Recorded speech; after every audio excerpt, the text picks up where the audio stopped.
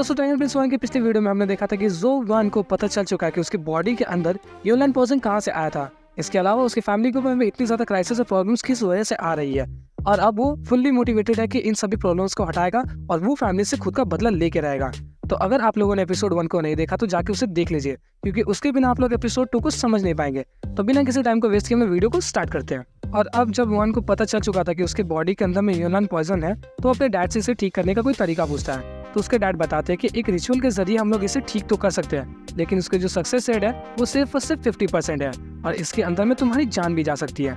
तो वन इस बात को सुनकर बिल्कुल भी घबराता नहीं है। वो बोलता है कि मैं इसके लिए बिल्कुल तैयार हूँ। तो वहीं पर उसके डैड उसे सलाह देते हैं, कहते हैं कि तुम 2 दिनों तक आराम करो और एकेडमी के अंदर में नॉर्मली वन लिटरेचर को प्रैक्टिस करते रहो।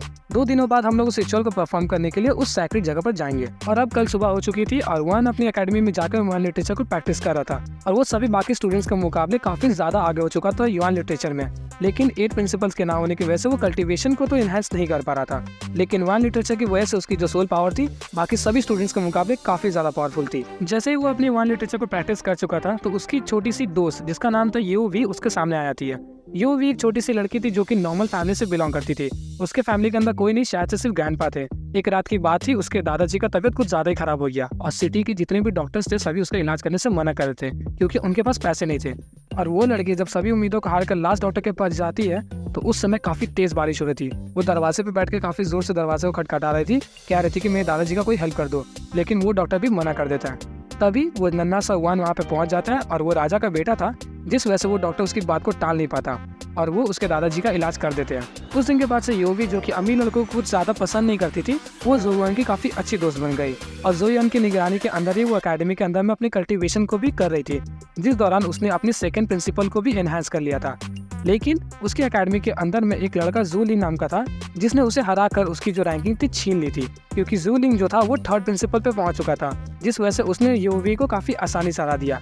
और ये बातों को सुनकर ज़ोयुआन काफी ज्यादा गुस्सा हो जाता है और वो सीधा पहुंच जाता है ज़ूलिंग से उसके पद को वापस छीनने के लिए।